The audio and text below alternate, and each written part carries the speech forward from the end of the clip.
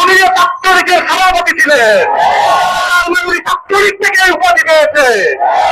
ওই ছাত্রলীগ না হলে নারী এমন কটাক্ষ করা সাহসী দেখাই কি হবে? আমরা 24-এর গণঅভ্যুত্থান পরবর্তী নতুন যে সরকার এসেছে, আমরা মনে করেছিলাম এই সরকার আসার পরে আমাদের মা এবং বোনদের নিয়ে আর কেউ কটাক্ষ করবে না। সংসদের মতো পবিত্র জায়গায় সরাসরি কিভাবে আমার মা বোনদের নিয়ে কটাক্ষ করে আজকে জাতি তা থেকে অবাক হয়ে যায়। হিজাব শুধু ফ্যাশন নয়, হিজাব হচ্ছে মুসলিম নারীদের অধিকার। আরো বিষয়, হিজাব হচ্ছে আল্লাহর বিধান। কিভাবে একজন মুসলিম জন্মগ্রহণ করে আল্লাহর বিধান নিয়ে তারা কটাক্ষ করতে পারে? আল্লাহ 31 নম্বরে আছে, হিজাব নিয়ে নারীদের পড়তে গিয়ে সুস্পষ্ট বর্ণনা দিয়েছেন। নারীদের সুস্পষ্ট বর্ণনাকে যারা কটাক্ষ করে তাদেরকে আমরা মুসলিম মনে করি না। আমরা দেখতে পাচ্ছি তারা এই বাংলাদেশের 90% মুসলমানের দেশে তারা হিজাব নিয়ে কটাক্ষ করার মধ্য দিয়ে তারা এই বাংলাদেশকে একটা রামের রাজ্য করে ভাবতে চায়। 90% মুসলমানের দেশে এই দেশকে কোন অবস্থায় রাম রাজ্যে পরিণত করা যাবে না। তারা হিজাব নিয়ে কটাক্ষ করছে, আগেও যারা কটাক্ষ করেছে সেটা আওয়ামী লীগ ছিল। আজকে ওনার ইতিহাস করতে গিয়ে দেখলাম উনি ছাত্রলীগের সভাপতি ছিলেন, উনি ছাত্রলীগ থেকে উপাধি পেয়েছে।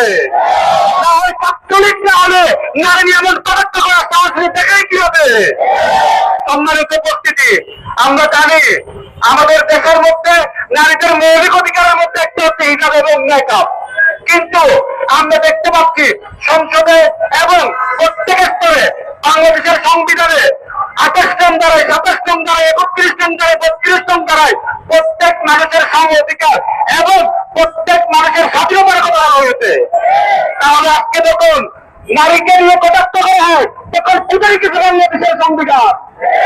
সম্মানিত উপস্থিতি, আমরা আজকে প্রথম থেকে হুঁশিয়ারি করে বলতে চাই, উনি শুধুমাত্র ক্ষমা চাইলে হবে না, সংসদের আইন পাস করতে হবে। তারা নারীকে নিয়ে কটাক্ষ করে তাদের বিরুদ্ধে শাস্তির বিধান বাস্তবায়ন করতে হবে। যদি কোনো বিধান বাস্তবায়ন না হয়, আগামীতে যদি নারীদের নিয়ে কটাক্ষ করে আমার মা এবং বোনদের হিজাব এবং নিকাব দিয়ে যদি কেউ তরবারি করে 90% মুসলমানের দেশে বাংলাদেশ ইসলামী ছাত্র জিনিসটা কোন মুসলমান তা বরদাস্ত করবে না। সম্মানিত উপস্থিতি, আমরা কিছুদিন আগে স্বরাষ্ট্রমন্ত্রী দেখলাম উনি ইসলামীদের নিয়ে ইসলাম বইকে নিয়ে উনি বিভিন্ন দলকে নিয়ে ইসলাম নিয়ে আলোচনা শুরু করেছে। আমাদের মৌলিক দুশ্মন হচ্ছে ইসলাম, কারণ তারা দেশকে রাম রাজ্য পরিণত করতে চায়।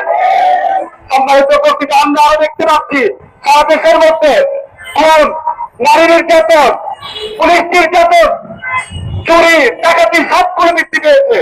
ওনারা এগুলো নিয়ে সংসদে কোনো কথা বলে না। সংসদে কাটতে বাজেট নিয়ে তাদের কোনো চিন্তা নাই। ওরা আরো বড় বিরোধী দল নাকি টিকিট দাম এবং মদের দাম বাড়ানোর জন্য নাকি আন্দোলন করছে। আমরা কাটছি বাজেট দিয়ে আন্দোলন করছি। অনীতি বিলম্বে কাটছি বাজেটের বক্তব্য আমাদেরকে ক্লিয়ার করতে হবে। সম্মানিত উপস্থিতি, আমরা আরো দেখেছি গতকালকে আমাদের একটা সভাপতি লক্ষ্য করেছি, আমাদেরকে স্পষ্ট করতে আমরা ইচ্ছা আমাদের জন্য কি কোনো বাধা হয়ে দাঁড়ালো কিনা, না হলে ইসলাম নিয়ে কথা বলে কেন? সম্মানিত উপস্থিতি, সর্বশেষ বলতে চাই, আমরা আইন শৃঙ্খলা এবং সংসদের প্রতি সম্মান রেখে বলতে চাই, খুব স্বল্প সময়ের মধ্যে আইন শৃঙ্খলা অবস্থার উন্নতি না হলে আমরা আরো কঠোর আন্দোলন দিতে বাধ্য হব।